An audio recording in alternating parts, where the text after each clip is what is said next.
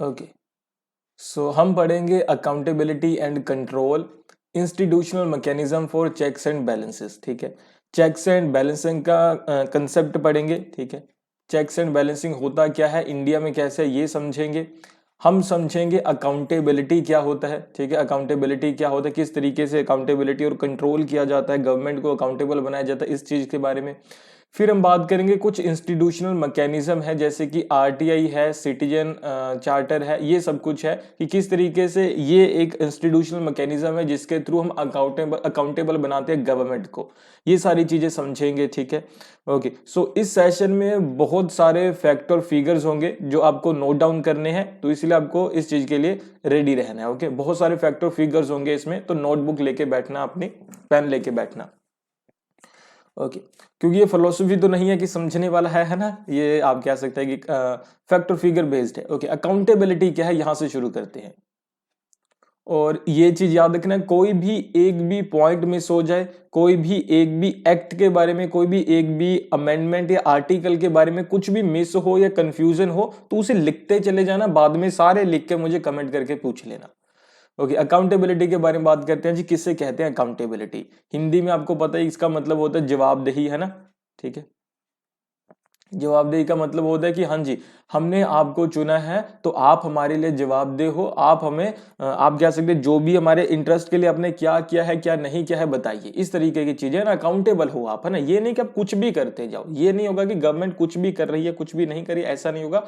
Government हमारे लिए जवाबदेह है कि उसने जो किया है हमें उसको उसको हमें जवाब देना पड़ेगा, है ना। वो अकाउंटेबल हमारे लिए कि हाँ जी क्यों नहीं किया, क्यों किया, ऐसे करके ना। जैसे होता है ना, आपके घर वाले कहते हैं कि हाँ जी हमने तो आपको फीस भी दी थी, हमने तो आपको ट्यूशन भी लगाया था, फिर बताओ पास क्यों नहीं हुए, अच्छे नंबर क्यों नहीं आए? क्योंकि आप अकाउंटेबल हो उनकी तरफ। ठीक है, क्योंकि आप उनके आप कह सकते हैं अंडर हो, या आप उनसे जुड़े हुए हो, वो आपके लिए कंसर्न है। इसी तरीके से कि गवर्नमेंट भी आपके पास, आपके हाथ में है, आपके अंडर है। जैसे कहा जाता है ना कि डेमोक्रेसी में जो सोवरेनिटी लाइज विद पीपल, कि लोगों के पास सोवरेनिटी है, लोग सोवरेन है, तो वो गवर्नमेंट से क्वेश्चन पूछेंगे, बताइए क्यों नहीं किया, बस यही जवाबदेही है और गवर्नमेंट को जवाब देना पड़ेगा। अगर गवर्नमेंट नहीं जवाब दे पाती है तो उसे अगले 5 साल के बाद हम वापस बुला लेंगे। अकाउंटेबिलिटी क्या है जी, अभी बुकिश लैंग्वेज में समझते हैं। अकाउंटेबिलिटी इंश्योर करती है actions and decisions taken by public officials are subject to. यहां पे ये समझिए कि जो पब्लिक ऑफिशियल्स हैं, ठीक है, चाहे वो ब्यूरोक्रेट्स हैं, चाहे वो आप कह सकते हैं कि आपके जो आपके रिप्रेजेंटेटिव्स हैं, वो है जो कोई भी वो डिसीजन लेते हैं, वो कोई भी जो एक्शन ले रहे हैं, ठीक है, वो क्या है, वो एक्शन और डिसीजन क्या है, आर सब्जेक्ट टू, किसके अंडर आते हैं, ओवरसाइट, कि हम उसे ओवरसाइट कर सकते हैं कि बताइए क्या नहीं किया, क्या किया, हम उसे पूछ सकते हैं। ठीक है, पूछ सकते हैं। टू एज टू गारंटी, क्यों पूछ सकते हैं जी, क्यों पूछ सकते हैं, that government initiatives meets their stated objectives and respond to the needs of the community, needs of the community, stated objectives, they are meant to benefiting, ठीक है, thereby contributing to better governance. तो आप ये समझिए कि उनकी जवाबदेही है किस चीज के लिए, किस चीज के लिए हम उसे ओवरसाइट कर सकते हैं। तो हम 3 चीजों की वजह से उन्हें ओवरसाइट कर सकते हैं। कि पहली बात तो उनके जो स्टेटेड ऑब्जेक्टिव्स थे, उन्होंने कहा था कि हर एक इंसान को, हर एक आप कह सकते हैं कि किसान की जो इनकम है वो डबल हो जाएगी, हर एक इंसान को जॉब दी जाएगी, हर एक इंसान को 15 लाख रुपए दिए जाएंगे। ये उनका क्या था, मैनिफेस्टो था, ये मैनिफेस्टो था, मान लीजिए ये मैनिफेस्टो था, ये स्टेटेड ऑब्जेक्टिव्स है जो उन्होंने कहा था कि आपको प्रोवाइड हम करेंगे। ठीक है, ये चीज क्यों नहीं हुई या हो गई, इस चीज के बारे में हम क्वेश्चन कर सकते हैं उनसे। तो ये है अकाउंटेबिलिटी, और उन्हें जवाब देना पड़ेगा कि क्यों नहीं कर पाए और क्यों कर पाए इस चीज के लिए। Okay, need of the community, community की नीड क्या थी इस टाइम पे, उस चीज को आपने फुलफिल किया कि नहीं, अगर किया तो अच्छी बात है, नहीं किया तो हम उनसे क्वेश्चन कर सकते हैं। ठीक है, जिसको बेनिफिट होना चाहिए था, यानी कि आम लोगों को हुआ है कि नहीं हुआ है, वो सारी चीजें पूछ सकते हैं। ठीक है, ये अकाउंटेबिलिटी है कि वो जवाब दे, उन्हें जवाब देना पड़ेगा, अगर वो नहीं जवाब दे सकते तो फिर वो वापस आ जाएंगे। ओके, नेक्स्ट क्या है, ये जवाबदेही वाला ना, यहां पे एक चीज मैं आपको जोड़ के बताऊं, थोड़ा सा अलग सा भी है, आप कह सकते हैं कि थोड़ा सा अलग सा भी एक एग्जांपल है, थोड़ी अलग भी चीज है, थोड़ा सा आप और अच्छे से इसे समझोगे, मैं आपको बताता हूं कैसे। तो आप ये देखिए कि जो 18वीं सदी है या 19वीं सदी है, ठीक है, 19वीं सदी की बात की जाए तो क्या हो रहा था कि आप कह सकते हैं कि 18वीं 19वीं सदी में क्या हो रहा था कि जो उस टाइम पे मराठा इंडिया के ऊपर, आपको पता है कि ज्यादातर इंडिया के ऊपर राज करते थे मराठास, ठीक है, मराठास राज करते थे, उनके अंडर आता था क्या, छत्तीसगढ़ आता था उनके अंडर, ठीक है। मराठास ज्यादातर इंडिया के ऊपर राज करते थे और छत्तीसगढ़ भी उनके अंडर ही आता था, छत्तीसगढ़ रीजन भी आता था। अभी क्या बात हुई कि मराठास ने क्या कहा कि हम डायरेक्ट यहां से अपना रिप्रेजेंटेटिव या फिर अपना एक राजा नहीं भेजेंगे छत्तीसगढ़ के ऊपर राज करने के लिए, ठीक है। मान लो एक राजा है जिसका नाम है XYZ, उसे कहा गया, वो एक मराठा राजा था, उसे कहा गया कि तुम्हारा बड़ा भाई तो यहीं से नागपुर से राज करेगा, तुम जाके छत्तीसगढ़ के ऊपर राज करो। वो कहता है कि मैं नहीं करूंगा, मैं वहां नहीं जाऊंगा। तो वो क्या करता है कि अपना एक प्रतिनिधि सूबेदार यहां नियुक्त कर देता है कि तुम मेरे सूबेदार हो, तुम वहां पे जाके मेरे लिए टैक्स कलेक्ट करके लेके आओगे हर साल के बाद, और पूरा साल तुम वही रहोगे, ठीक है। अभी ये बात देखिए, जो सूबेदार इसने नियुक्त किया XYZ राजा ने, इसने ना पहले ना क्या किया, ऑक्शन करवाया, ऑक्शन करवाया कि जो बंदा कहेगा कि सबसे ज्यादा मैं टैक्स कलेक्ट करके लाता हूं उसे मैं सूबेदार नियुक्त करूंगा। ए बंदा कहता है कि मैं 1,000 रुपए टैक्स लेके आऊंगा साल का, बी कहता है कि 2,000, सी कहता है 5,000, डी कहता है 10,000। वो कहता है डी 10 कह रहा है, अच्छा ठीक है डी तुम आओ, तुम मेरे सूबेदार हो, जाओ 10,000 लेकर आओ, 10,000 लेके आओ। अभी क्या है जी, जो ये सूबेदार डी सूबेदार यहां से टैक्स कलेक्ट करने गया है, अभी ये 10,000 लेके आ रहा है कि नहीं लेके आ रहा है, ये XYZ के लिए अकाउंटेबल है, ठीक है। अभी XYZ से क्या कर सकता है, क्वेश्चन पूछ सकता है, बताओ 10,000 लेके आए कि नहीं लेके आए, तुम्हें मैंने सेना भी दी, तुम्हें मैंने पावर भी दिया, तुम्हें सब कुछ करने के लिए दिया, तुम 10,000 लेके आए कि नहीं लेके आए। अगर लेके आए अच्छी बात है, 10,000 नहीं लेकर आए हो तो क्यों नहीं लेके आए, और ये अकाउंटेबल है ना, जो डी बंदा है यहाँ पे सूबेदार, तो XYZ से क्या कर सकता है, अगली बारी अपने पास वापस बुला सकता है कि तुम वापस आओ जाओ, मैं किसी और को भेजूंगा।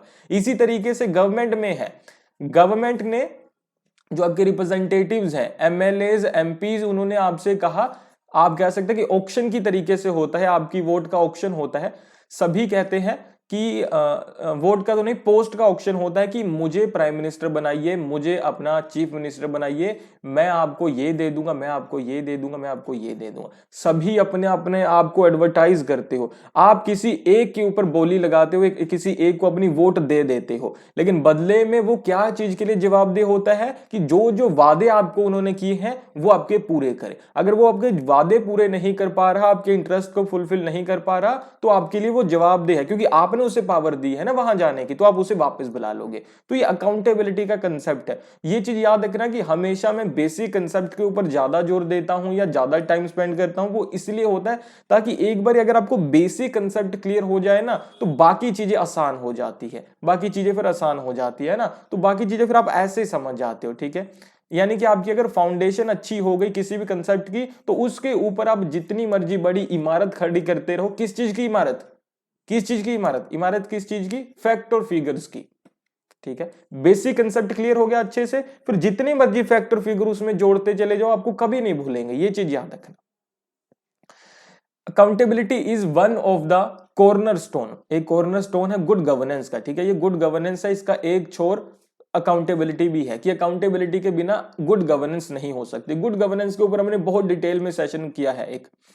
However, it can be difficult, ये डिफिकल्ट हो सकता है for the scholars and practitioners, practitioners जो कि लागू कर रहे हैं, स्कॉलर्स वो जो कि साइंटिस्ट हैं, अलाइक टू नेविगेट, ये जानना that mirrored of different types of accountability, वो अलग अलग चीज है। ये अकाउंटेबिलिटी के बहुत सारे टाइप हो सकते हैं, उनके बारे में जानना, एक्सप्लोर करना, वो अलग चीज है, वो स्कॉलर्स का काम है। However, लेकिन फिर भी अकाउंटेबिलिटी के कुछ आप कह सकते हैं कि आप कह सकते हैं कुछ एक डेफिनेशन बना सकते हैं। वैसे ये बात है कि अकाउंटेबिलिटी की अलग अलग डेफिनेशन हो सकती है, फिर भी एक यूनिवर्सल डेफिनेशन हो सकती है या यूनिवर्सल मीनिंग हो सकता है। ब्रॉडली स्पीकिंग क्या क्या कहा जा सकता है, आम भाषा में कहे तो अकाउंटेबिलिटी एग्जिस्ट करती है when there is a relationship where an individual or body and the performance of task or functions by the individual or body are subject to another's oversight। ये समझिए, यहां पे एक इंसान है या बॉडी है, यहाँ पे एक इंसान है या बॉडी है, यानी कि ऑर्गेनाइजेशन कह लो या ग्रुप कह लो, यहाँ पे एक इंसान या ग्रुप है, यहाँ पे एक इंसान और ग्रुप है, ये जो भी डिसीजन लेता है, जो भी पॉलिसी लेता है, इसके पास अगर राइट है इसको ओवरसाइट करने का, तो क्या होगा जी, तो ये क्या है, यहाँ पे अकाउंटेबिलिटी यहाँ पे एग्जिस्ट करती है। ओवरसाइट के साथ ही डायरेक्शन, वो उसे बता भी सकता है कि क्या करना है क्या नहीं करना है, और रिक्वेस्ट भी कर सकता है कि क्या करो क्या नहीं करो, रिक्वेस्ट कर सकता है दैट दे प्रोवाइड इंफॉर्मेशन और ज्यूरिसडिक्शन फॉर देयर एक्शंस। तो तीन चीजें समझो यहाँ पे और अच्छे से हमें कंसेप्ट क्लियर होगा। तो जी यहाँ पे है, आप कह सकते हैं कि यहाँ पे एक बॉडी या एक इंसान है, इसे हम कह लेंगे आम इंसान, सिटीजन्स जो वोट करते हैं। यहाँ पे कह लीजिए आपके एमएलए और एमपी और आपकी गवर्नमेंट सारी मिला के कह दो, इसको कुछ भी कह दो। अभी सिटीजन्स के पास अगर तीन चीजें हैं, पहला तो ओवरसाइट करना यानी कि निरीक्षण करना, दूसरी चीज क्या थी जी, दूसरी चीज है यहाँ पे डायरेक्ट करना, तीसरी चीज है इंफॉर्मेशन लेना। अगर आप कह सकते हैं कि दो बॉडीज के बीच में अगर पहली बॉडी के पास, एक बॉडी के पास ओवरसाइट निरीक्षण करने की, दूसरी बॉडी को डायरेक्ट करने की कि क्या काम करो क्या काम नहीं करो, तीसरी चीज उससे इंफॉर्मेशन मांगने की, अगर ये तीन राइट्स वहां पे एग्जिस्ट करते हैं ये पहले सिटीजन्स के लिए, तो यानी कि वहां पे अकाउंटेबिलिटी एग्जिस्ट करती है। ठीक है, तो ये समझना। आगे बढ़ते हैं। अगर लगे ना कि ज्यादा लंबा हो रहा है तो कोई बात नहीं, आपने बने रहना है। ठीक है, therefore the concept of accountability involves two distinct stages. दो स्टेजेस होती हैं जी इसमें, पहला है आंसरेबिलिटी एंड एनफोर्समेंट। ठीक है, अभी ये भी हम लिखते हुए चलेंगे। ठीक है, ओके, एक है आंसरेबिलिटी, ठीक है, दूसरा है एनफोर्समेंट। ठीक है, किस चीज को एनफोर्स करना, किस चीज की आंसरेबिलिटी होनी चाहिए, तो answerability refers to the obligation of the government, its agencies and public officials to provide information about their decisions, actions and to justify them to the public and those institution of accountability tasked with providing oversight. ठीक है, आप कह सकते हैं कि answerability का मतलब क्या है कि आपको हमें ये बताना पड़ेगा, इंफॉर्मेशन देनी पड़ेगी कि आपने क्या किया क्या नहीं किया, बस इस चीज तक आप सीमित रहिए, है ना, कि इंफॉर्मेशन देनी पड़ेगी। एनफोर्समेंट का मतलब क्या होता है, ये थोड़ा सा इंपॉर्टेंट, आपको अच्छा भी लगेगा। Enforcement suggest that the public or the institution response for accountability can sanction the offending party or remedy to the contravening behavior. As such, different institution of accountability might be responsible for either or both of these stages। आप देखिए यहाँ पे enforcement का मतलब ये होता है कि हमने कहा था कि सभी लोगों को जॉब्स देंगे, ये कह के हमने उनकी वोट ली थी लेकिन जॉब्स नहीं दे पाए, अभी हमें उन्हें जॉब्स देनी पड़ेगी, किसी भी तरीके से जॉब्स दो भाई, है ना। हमने कहा था कि किसानों की जो इनकम है वो डबल हो जाएगी, वो हम नहीं कर पाए, तो हम किसानों को अभी सब्सिडी देंगे कम से कम, ऐसे करके, तो उन्हें रेमेडी कंपनसेशन करना पड़ेगा। देखो हमें जो जो चीजें हमने बोली थी, जिस वजह से उन्होंने वोट किया था, या जो भी चीजें, जो भी उनका नुकसान हुआ है, हमने कहा था कि जीएसटी से ऊपर आएगी हमारी इकोनॉमी, लेकिन नीचे चली गई या ऊपर आ गई, तो अभी हमें इसे ठीक करने के लिए, कंपनसेट करने के लिए, जो भी लोगों को इसका नुकसान हुआ है उन लोगों की भरपाई करनी पड़ेगी। ये एनफोर्समेंट है, लेकिन आपको पता है कि ये आइडियल है, होता ऐसा कुछ भी नहीं है।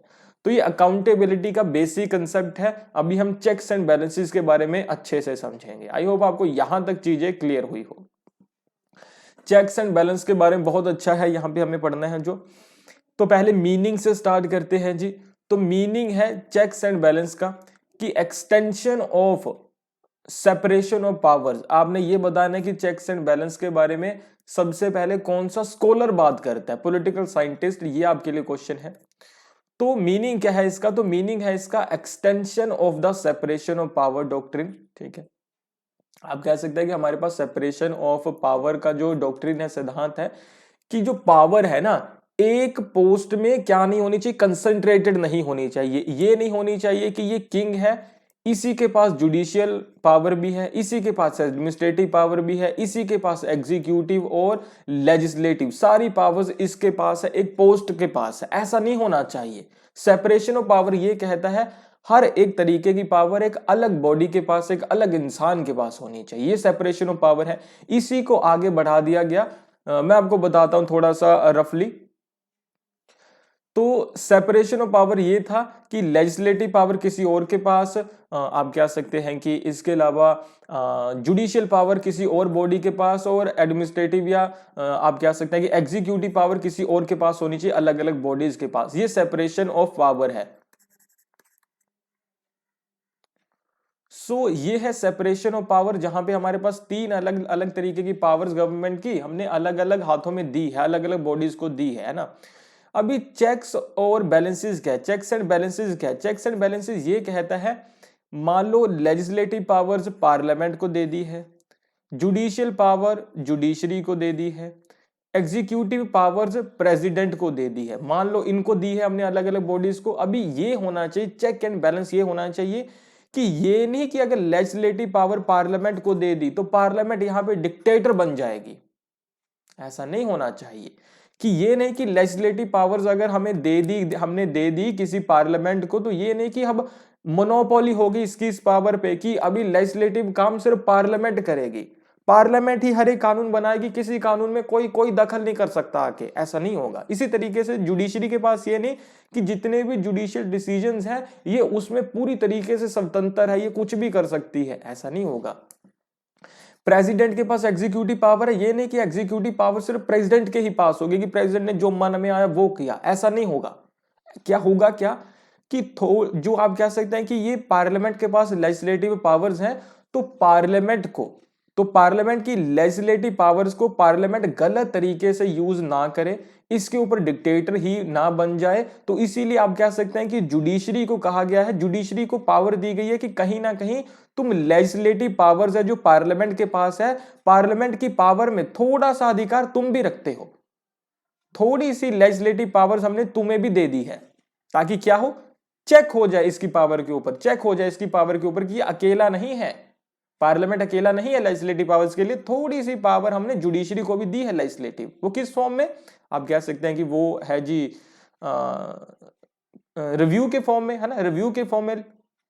इसी तरीके से ये नहीं कि जुडिशरी जो मन में आए वो डिसीजन लेती रहे देश में, ऐसा नहीं है।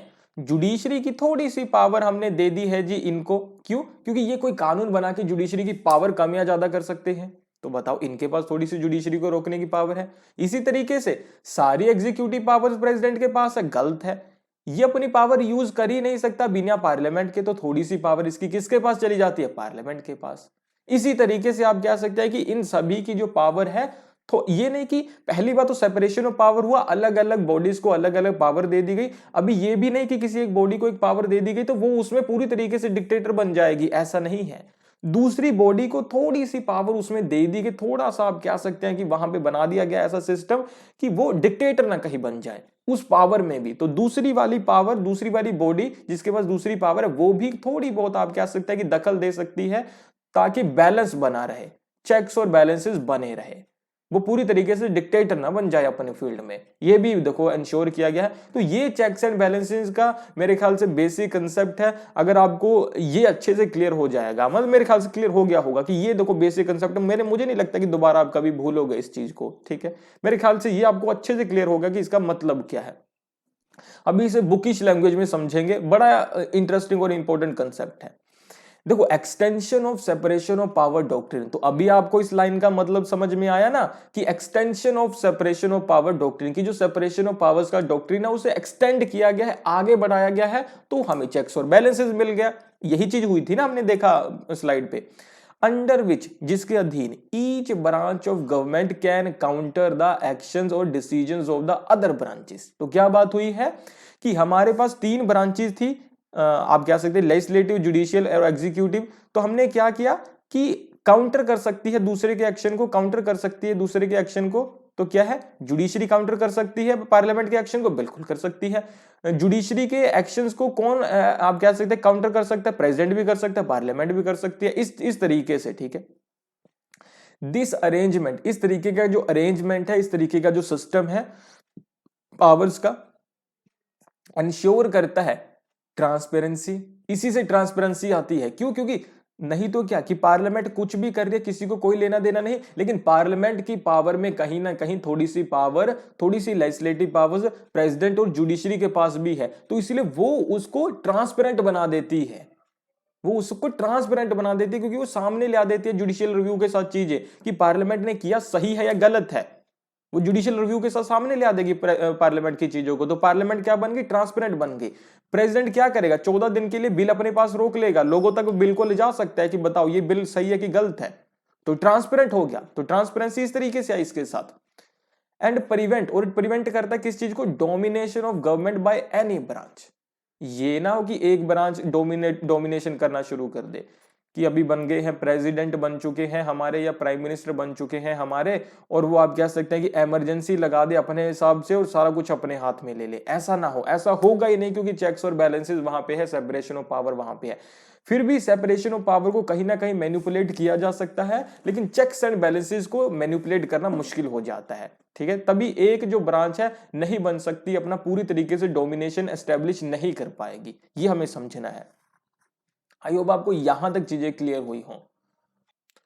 सो नेक्स्ट है चेक्स एंड बैलेंसेस, जो प्रिंसिपल है गवर्नमेंट का, अंडर विच, इसके अंडर क्या होता है, सेपरेट ब्रांचेस आर एम्पावर्ड, अलग अलग आप क्या सकते ब्रांच को एम्पावर किया जाता है, क्या करने के लिए, to prevent action by other branches. ये समझिए, ये समझिए, ये और ज्यादा क्लियर हो जाता है। तो यहां पे देखिए, एक ब्रांच को दूसरी ब्रांच के काम को, आप कह सकते हैं काम को, या फिर आप कह सकते हैं कि दूसरे के किसी गलत एक्शन को प्रिवेंट करने के लिए पावर दी गई है। पार्लियामेंट का कोई भी काम, पार्लियामेंट कभी कोई काम गलत ना करे, जुडिशरी को इसलिए जुडिशियल रिव्यू दिया गया है। जुडिशरी अपने हिसाब से कुछ भी ना करे भाई, जुडिशरी को अपॉइंट करने का काम तो प्रेसिडेंट का है, तो वो तो वापस ले लेगा, आप कह सकते हैं। और इनके ऊपर महाभियोग भी चलाया जा सकता है पार्लियामेंट में, तो जुडिशरी भी कुछ गलत नहीं कर सकती, प्रेसिडेंट कुछ गलत कर सकता है, पार्लियामेंट के पास पावर है जी। कैसी पावर है वो, ऐसा कोई आप कह सकते हैं कि वो ही नहीं देंगे, कोई एडवाइस ही नहीं करेंगे ऐसी कि कोई प्रेसिडेंट ऐसा कोई गलत काम करे, तो एक दूसरे के कामों को देखो ये रोक सकते हैं, ठीक है। तो यही है आप कह सकते हैं कि चेक्स एंड बैलेंसेस क्या है, कि जो सेपरेट ब्रांचेस है उनको पावर दी गई है प्रिवेंट करने के लिए actions by other branches and include to share power, मतलब साथ में शेयर भी करते हैं पावर को। Checks and balances are applied primarily in constitutional governments. तो ये भी समझ लो कि ऐसे नहीं होता कि किम जोन उन वाला जो नॉर्थ कोरिया है कि वहां पे भी कहीं ना कहीं चेक्स एंड बैलेंसेस होंगे, नहीं भाई, वहां तो आप कह सकते हैं कि ऑथोरिटेरियन रिजीम है। तो ये चीज याद रखना कि जो कॉन्स्टिट्यूशनल गवर्नमेंट्स हैं, जो कॉन्स्टिट्यूशनल रिजीम्स है, कम से कम जो डेमोक्रेटिक रिजीम्स हैं वहीं पे आप कह सकते हैं चेक्स एंड बैलेंसेस होते हैं, अदरवाइज नहीं होते। जहां पे डिक्टेटरशिप होगी वहां कुछ नहीं होगा ऐसा चीज। They are of fundamental importance, ये फंडामेंटल इंपॉर्टेंस है ट्राइपेरेटिव गवर्नमेंट्स का, जहां पे आप कह सकते हैं कि तीन आप कह सकते हैं कि संघ होते हैं, गवर्नमेंट्स के तीन पार्ट होते हैं वहां पे, such as that of United States which separate powers among legislature, executive and judicial branches. अगर कहीं पे दो ही ब्रांच है, लेजिस्लेटिव और एग्जीक्यूटिव, या एक ही ब्रांच है लेजिस्लेटिव और जुडिशियल, तो वहां नहीं होगा। तो कम से कम तीन ब्रांचेस वहां पे होनी चाहिए, और ये हर एक जगह होती है, यही आप कह सकते हैं गवर्नमेंट का फॉर्म है। हमने बात की ट्राइपेरेटिव के बारे में अभी, है ना, ट्राइपेरेटिव के बारे में बात की, ट्राइपेरेटिव गवर्नमेंट्स के बारे में। अभी ये कभी एग्जामिनेशन में क्वेश्चन ये बन सकता है यहां से कि असर्शन रीजनिंग में क्वेश्चन बन सकता है कि चेक्स एंड बैलेंसेस के लिए जरूरी है ट्राइपेरेटिव गवर्नमेंट का होना, ठीक है। और उसके बाद आप कह सकते हैं कि क्यों, क्योंकि चेक्स और बैलेंसेस काम कर सकते हैं जहां पे आप कह सकते हैं कि चेक्स और बैलेंसेस के लिए एडिक्वेट इंस्टीट्यूशनल मैकेनिज्म हो। बताओ, तो फिर आप यहां पे समझोगे कि क्या है इसका आंसर, तो इसका आंसर क्या है कि दोनों सही और राइट एक्सप्लेनेशन है, ठीक है। थोड़ा सा साफ सा करके बताऊं मैं आपको, तो कहा जा रहा है जी, एसर्शन आ सकता है इसमें कि चेक्स एंड बैलेंसेस के लिए जरूरी है ट्राइपेरेटिव गवर्नमेंट का होना, और रीजन इसके पीछे दिया जा रहा है कि क्योंकि चेक्स एंड बैलेंसेस के लिए एडिक्वेट इंस्टीट्यूशनल मैकेनिज्म जरूरी होता है, या उसके बिना नहीं हो सकता, ठीक है। तो ये एक तरीके का मैकेनिज्म ही है ट्राइपेरेटिव गवर्नमेंट, ठीक है। तो दोनों सही है, राइट एक्सप्लेनेशन ये समझना। उसके बाद है कि जो इंडिया में ट्राइपैरेटिव गवर्नमेंट है या इंडिया में कौन सा इंस्टीट्यूशनल मैकेनिज्म है जो कि सेपरेशन ऑफ पावर को इंश्योर करता है या इंप्लीमेंट करता है, तो वो क्या है कि इंडिया में भी ट्राइपैरेटिव गवर्नमेंट है, 3 ब्रांचेस है, लेजिस्लेचर, एग्जीक्यूटिव और जुडिशरी। लेजिस्लेचर के लिए कौन कौन सी बॉडीज है, तो पार्लियामेंट है, ठीक है, और स्टेट लेजिस्लेटिव बॉडीज है, ठीक है। पार्लियामेंट लोकसभा राज्यसभा आता है, स्टेट लेजिस्लेटिव बॉडीज है स्टेट के लेवल के ऊपर। एग्जीक्यूटिव सेंट्रल लेवल पे प्रेसिडेंट है हमारे पास, स्टेट लेवल पे हमारे पास गवर्नर साहब है। जुडिशरी में कौन है, सुप्रीम कोर्ट, हाई कोर्ट और उसके बाद सबॉर्डिनेट कोर्ट्स, ये आपको पता ही है ना। तो ये इंडिया का देखो मैकेनिज्म है। अभी इंडिया में कैसे चेक्स और बैलेंसेस होता है, कैसे नहीं होता, कब होता था कब नहीं होता, इन सारी चीजों का भी डिटेल में समझेंगे। एक चीज याद रखना कि जब हम इंडियन कॉन्स्टिट्यूशन के बारे में पढ़ते हैं ना, तो कोई भी चीज ऐसी नहीं कि जो पत्थर पे लकीर है। अगर किसी ने कह दिया कि चेक्स एंड बैलेंसेस है, तो कहीं पे दूसरी जगह आपको मिलेगा कि चेक्स एंड बैलेंसेस नहीं है।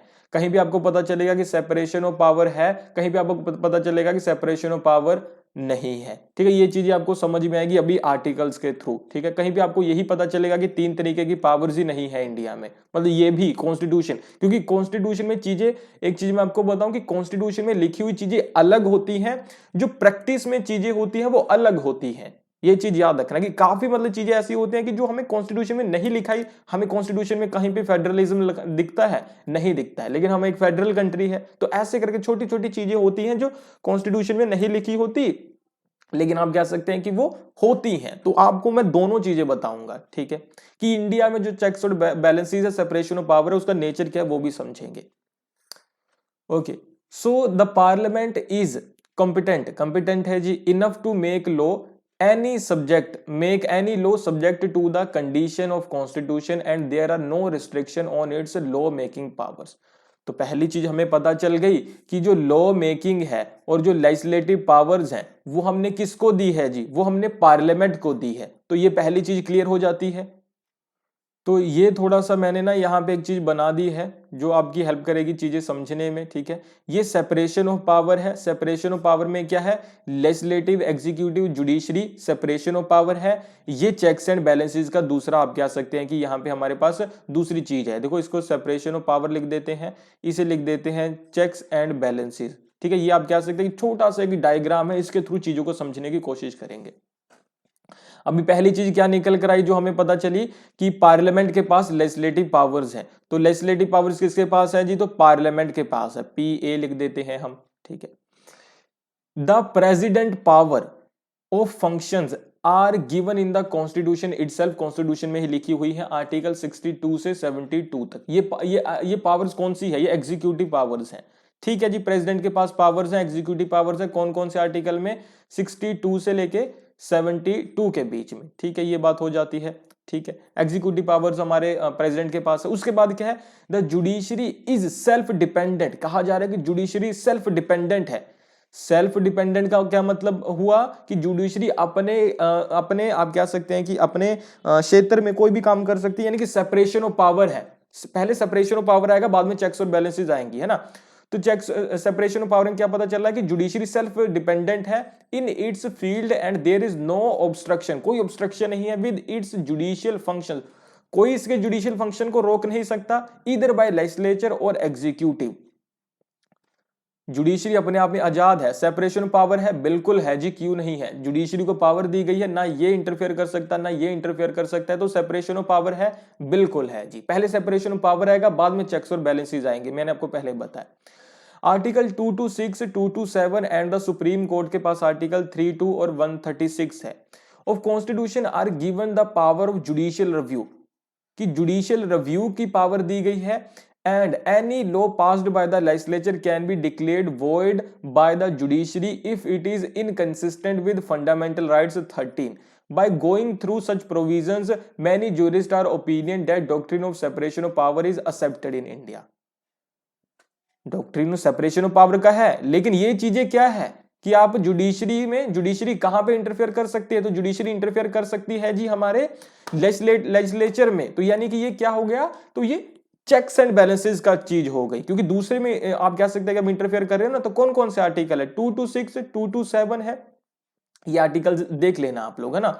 ओके, तो इसे मैं लिख भी देता हूं, ठीक है जी। तो ये पहली चीज मैंने लिख दी जो कि है किससे जुड़ी हुई, जो जुड़ी हुई है चेक्स एंड बैलेंसेस से। चेक्स एंड बैलेंसेस में क्या होता है कि कोई एक ब्रांच जब दूसरे ब्रांच के काम में इंटरफेयर कर सकती है ताकि दूसरी ब्रांच क्या ना बन जाए, तो दूसरी ब्रांच क्या ना बन जाए, तो दूसरी ब्रांच कहीं पे ऑथोरिटेरियन ना बन जाए, डिक्टेटर ना बन जाए।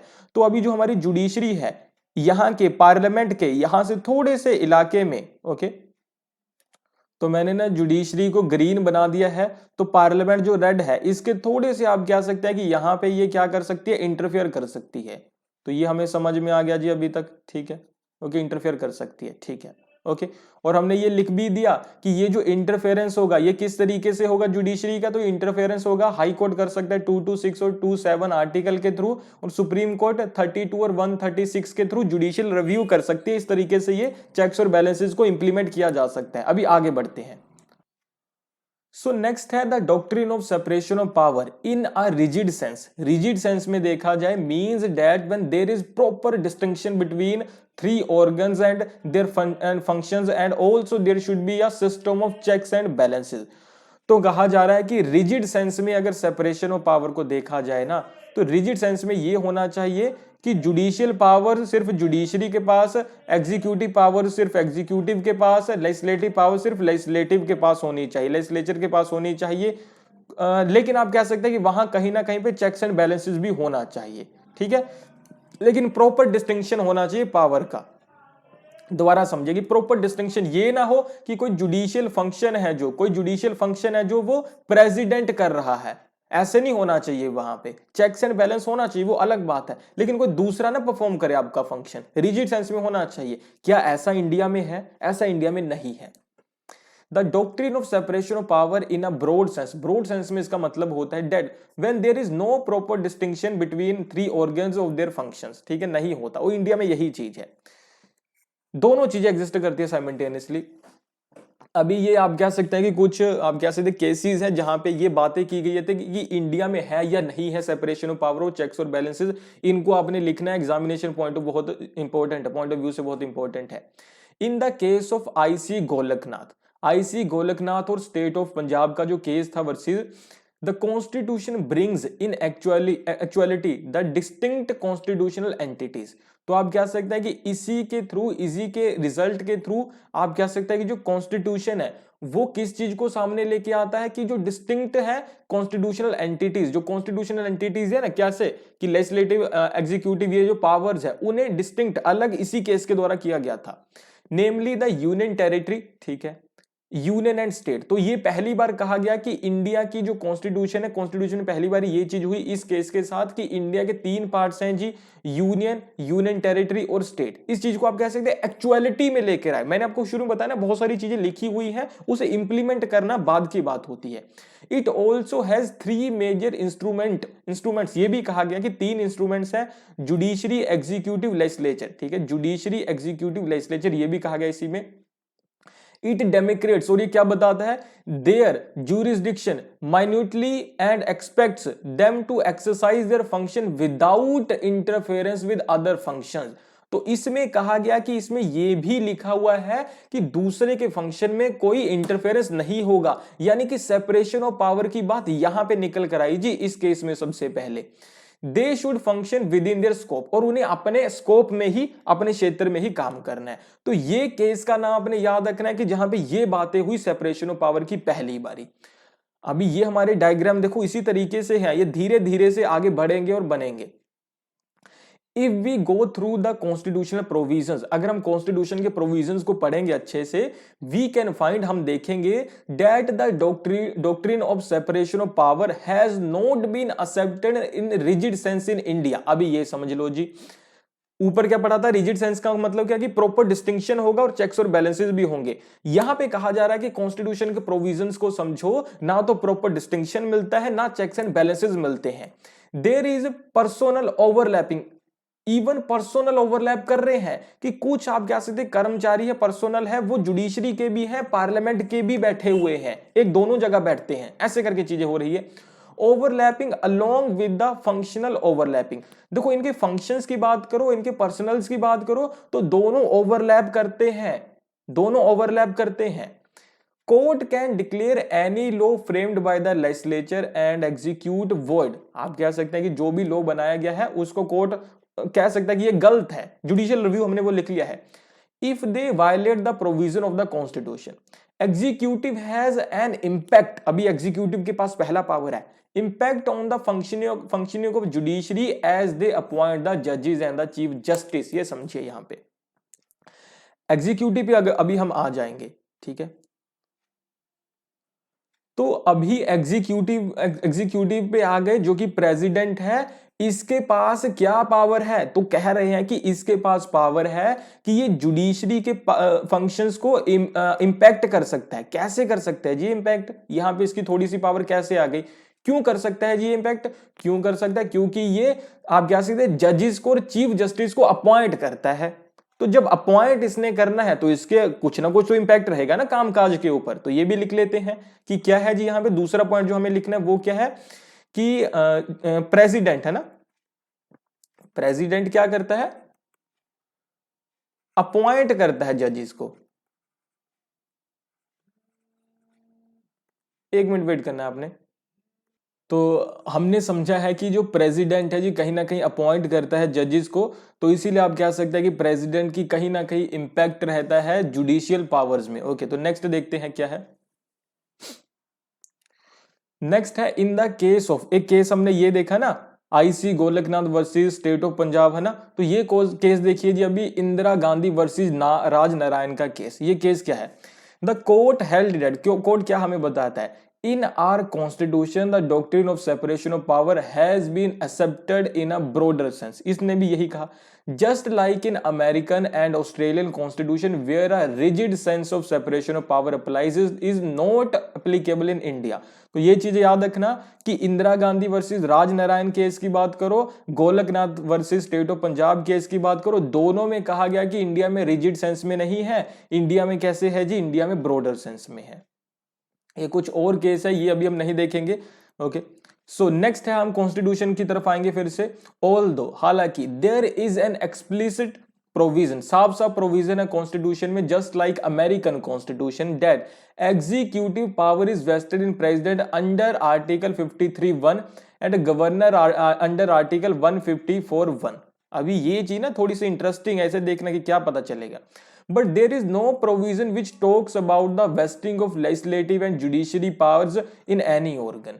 We can conclude that there is no rigid separation of power. ठीक है, rigid separation of power का मतलब क्या होता है, rigid separation power का मतलब होता है कि जो separation of power है उसका proper distinction हो। proper distinction है नहीं है जी, क्यों नहीं है proper distinction, क्योंकि आर्टिकल 53, 154, 1 क्लोज में तो लिखा हुआ है कि एग्जीक्यूटिव पावर्स जो रहेंगी प्रेसिडेंट और गवर्नर के पास, लेकिन कहीं भी ये नहीं लिखा हुआ कि लेजिस्लेटिव और जुडिशियल पावर्स किसके पास रहेंगी, ये नहीं कहीं पे लिखा हुआ। ठीक है, ये याद रखना। At the first instance it appears that our constitution is based on this doctrine itself as the judiciary is self sufficient। आप कह सकते हैं कि वो चाहे लिखा हुआ ना हो लेकिन फिर भी self sufficient है। And there is no interference either by executive और लेजिस्लेचर। पहले देखने से तो ये लगता है कि जुडिशरी पूरी तरीके से सेल्फ सफिशिएंट है, कोई इंटरफेरेंस नहीं हो सकता। Court can also prohibit the administration of judiciary, लेकिन क्या है कि courts also prohibit the administration of judiciary is not be discussed in the parliament. ये भी है कि जो कोर्ट्स हैं आप कह सकते हैं कि प्रोहिबिट कर सकते हैं एडमिनिस्ट्रेशन ऑफ जुडिशरी, जो कि नहीं डिस्कस किया जाता पार्लियामेंट के बीच में। तो हमें पता चलता है कि और ज्यादा ये तो इंडिपेंडेंट है। Power of judicial review and to declare any law as void is given to the supreme court, और ज्यादा पता चलता है कि इसकी आप कह सकते हैं इंडिपेंडेंस है। द जजेस of the supreme court is appointed by president, चाहे अपॉइंट किए जाते हो प्रेसिडेंट के द्वारा। चीफ मिनिस्टर एंड द जजेस ऑफ द सुप्रीम कोर्ट इसके प्रेसिडेंट के द्वारा अपॉइंट किए जाते हैं। The supreme court make the rules and regulation for the effective conduct of business. ये भी चीज याद रखना कि जो बात हो रही है कि किस तरीके से जुडिशरी इंडिपेंडेंट है, वो यहां पे बात हो रही है। तो बात ये हो रही है कि जुडिशरी इंडिपेंडेंट है, क्यों?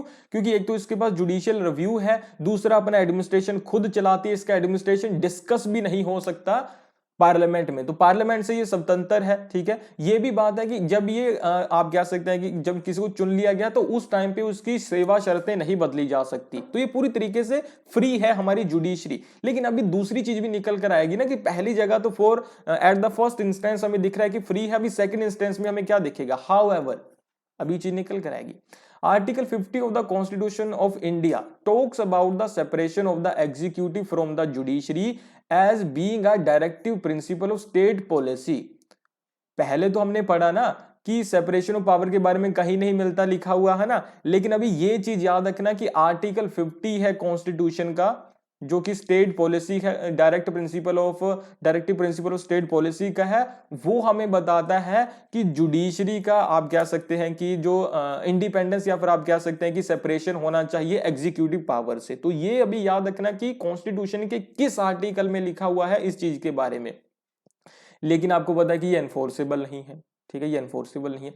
Certain privileges, power, immunities are given to the member of parliament under 105. This provision makes the legislature independent.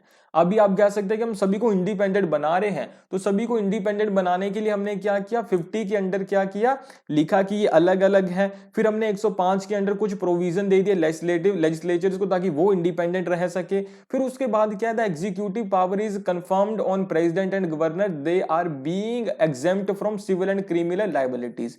तो आपको देखा ना यहां पे कि कैसे जो आप कह सकते हैं कि जुडिशरी है, कैसे जो क्रिमिनल या सिविल लायबिलिटीज हैं इन्हें दी गई है ताकि ये जुडिशरी से फ्री रहे। देखो ये भी चीज समझो, जुडिशरी का बस जुडिशियल रिव्यू है, लेकिन आप कह सकते हैं कि क्रिमिनल प्रोसीजर और बाकी चीजों से ये थोड़ा सा फ्री रहे, अलग रहे, इसीलिए इन्हें लायबिलिटीज भी दी गई है प्रेसिडेंट और पार्लियामेंट के मेंबर्स को 105 के अंडर। तो ये भी आपने याद रखना है, ठीक है, ये पॉइंट्स भी आपने नोट डाउन करते चले जाना है। पहला पॉइंट है यहाँ पे 50 वाला सेपरेशन ऑफ पावर की बात हुई है।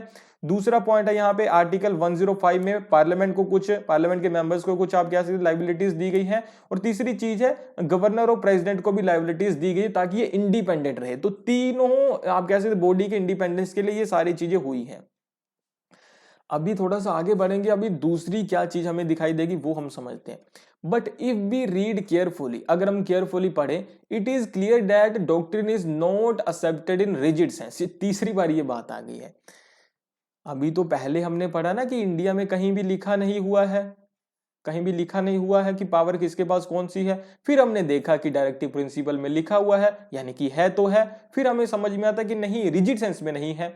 The executive is a portion of the legislature, की जो एग्जीक्यूटिव है किसका पोर्शन है, वो लेजिस्लेचर का ही पोर्शन है। बताओ कैसे सेपरेशन हुआ फिर। Of the legislature and the executive is accountable for its conduct to the legislature and also its derive its authority from the legislature. तो ये बना लें जी यहां पे अभी। तो क्या हो रहा है जी, एग्जीक्यूटिव पूरी तरीके से स्वतंत्र है? नहीं स्वतंत्र है। क्यों? क्योंकि ये जो लेजिस्लेटिव पावर्स हैं पार्लियामेंट के पास, पार्लियामेंट से ही अपनी सारी पावर्स लेता है, पार्लियामेंट से ही अपनी सारी पावर्स लेता है। तो ये भी इंडिपेंडेंट नहीं है, है ना। ओके, तो यहां पे लिख लेते हैं, है ना। तो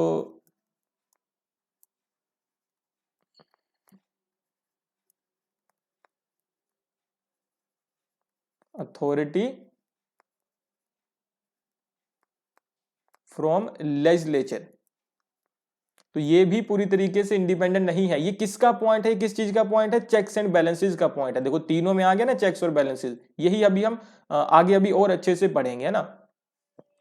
उसके बाद चीज निकल कर आती है, since India has a parliamentary form of government, India parliamentary form of government है, शुड अ म्यूचुअल कनेक्शन, जरूरी भी है, देखो ये म्यूचुअल कनेक्शन और कोऑर्डिनेशन जरूरी भी है between legislature and parliament. As, अभी ये पॉइंट्स लिखने वाले हैं, as executive power is vested in the president but in actuality the real head is prime minister. ठीक है, कि चाहे पावर्स, एग्जीक्यूटिव पावर्स हमने प्रेसिडेंट को दे दी है, गवर्नर को दे दिया, लेकिन रियल हेड हमारे पास प्राइम मिनिस्टर ही है। India of India along with the council of ministers and president is only a nominal head. President क्या है? सिर्फ नॉमिनल हेड है जी। तो प्रेसिडेंट की पावर और कम हो जाती है, ठीक है। प्रेसिडेंट क्या रह गया जी? सिर्फ नॉमिनल हेड रह गया। तो यानी कि प्रेसिडेंट की पावर कुछ और कम कर देते हैं हम यहां पे, है ना। तो यही ठीक लगता है, तो ज्यादा नहीं कम करेंगे। Okay, so Article 74(1) talks that executive head has to conduct in conformity with the aid and advice of cabinet। तो आर्टिकल 74 जो पावर दे रहा था इसे, आर्टिकल 74(1) ने ही ये कह दिया कि वो आप कह सकते हैं कि हर एक चीज को क्या करेगा, क्या करेगा जी, उसकी एडवाइस पे काम करेगा। ठीक है, काउंसिल ऑफ मिनिस्टर्स की। तो ये बात हो जाती है यहां पे। Okay, ordinarily all the legislative power is vested in the legislature. अभी देखो, अभी ये नहीं है कि पूरी तरीके से लेजिस्लेचर भी पूरी तरीके से फ्री है, नहीं, बट इन सर्टेन सर्कमस्टांसेस, कुछ सर्कमस्टांसेस में क्या है, the president may be empowered to exercise the legislative power, कभी कभी ये भी एक्सरसाइज करता है। For example, president can issue ordinance under article 123। अभी लिख लेते हैं यहां पे, यही तो जरूरी है ना। ओके, तो ये हो गया जी पार्लियामेंट की पावर्स में, लेजिस्लेचर पावर्स में प्रेसिडेंट चला जाता है थोड़ा सा। क्या है, आर्टिकल 123 के अंडर ये क्या कर रहा है,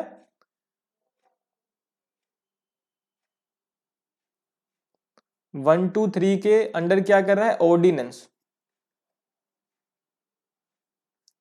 ये प्रेसिडेंट आ गया जी, प्रेसिडेंट के पास कौन सी पावर आ जाती है, लेजिस्लेटिव पावर आ जाती है।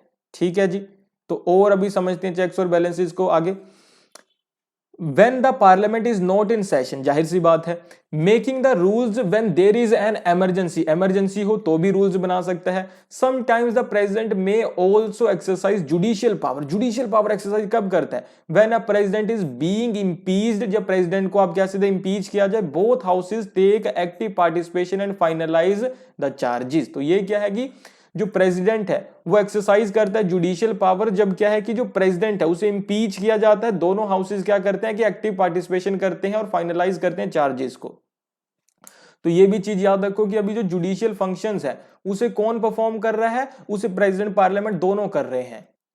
तो ये बन गया जी जुडिशियल पावर्स में, ये पार्लियामेंट भी आ गई, ये प्रेसिडेंट फिर से आ गया। ओके, सो आगे बढ़ते हैं जी, इंपीचमेंट लिख देते हैं यहां पे जो जरूरी है यहां पे।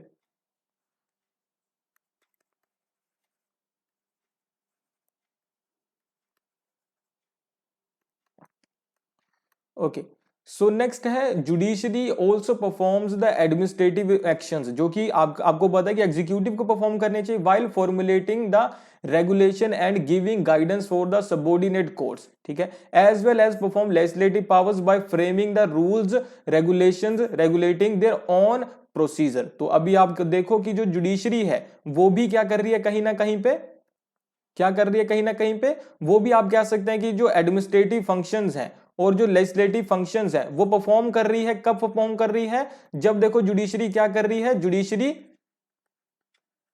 रूल्स बनाती है सबऑर्डिनेट कोर्ट्स के लिए।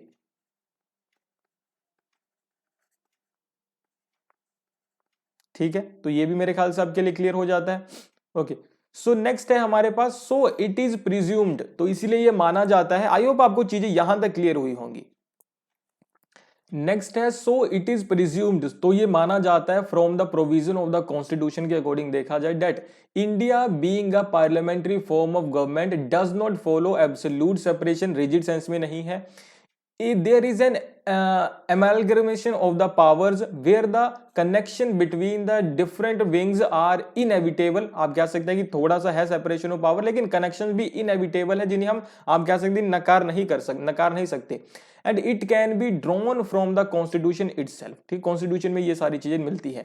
Every organ performs all type of function, judiciary सारे फंक्शन परफॉर्म करती है, लेजिस्लेटिव भी और कुछ डायरेक्ट कुछ एग्जीक्यूटिव भी, type of functions in one or more form subject to the checks and balances by the other organ। ठीक है, और checks और balances भी करती है।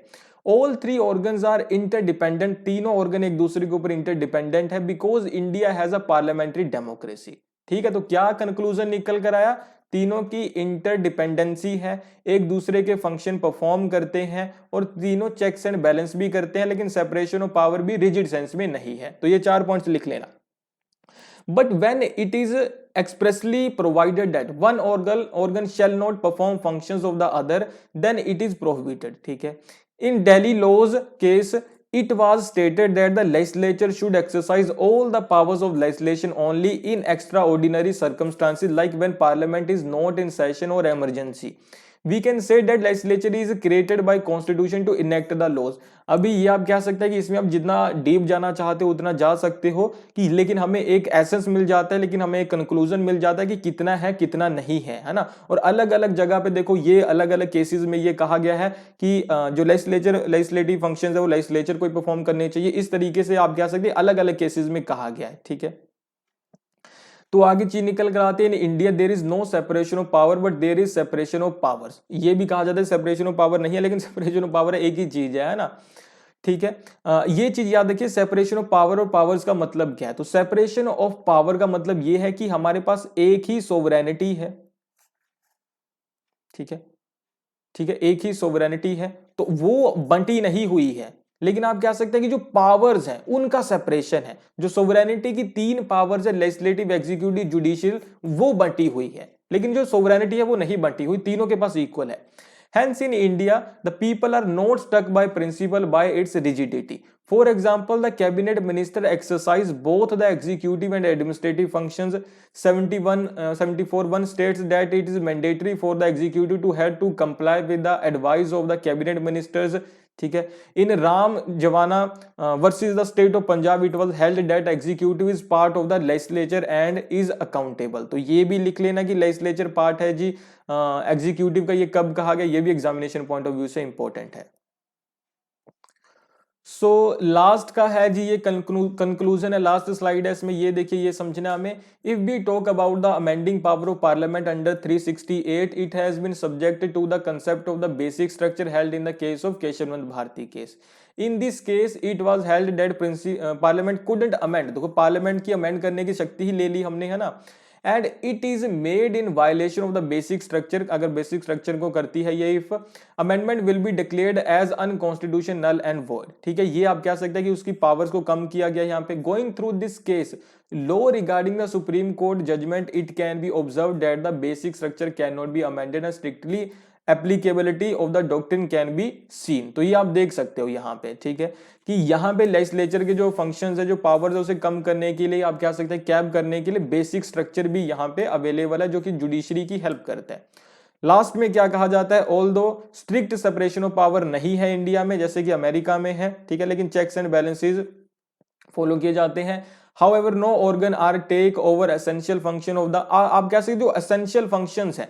मान लो जो लेजिस्लेचर के essential functions है कि कानून बनाना, ठीक है, कानून प्रेसिडेंट भी बनाते हैं, जुडिशरी भी बनाते हैं, लेकिन आप कह सकते हैं कि उनसे कोई कानून बनाने का हक नहीं छीन सकता, या जो मेन कानून बनाने का काम है वो वही करेगा और नहीं करेगा। इसी तरीके से बाकी के साथ भी है। ओके, तो ये सेपरेशन ऑफ पावर के बारे में था। आई होप आपको क्लियर हुआ हो।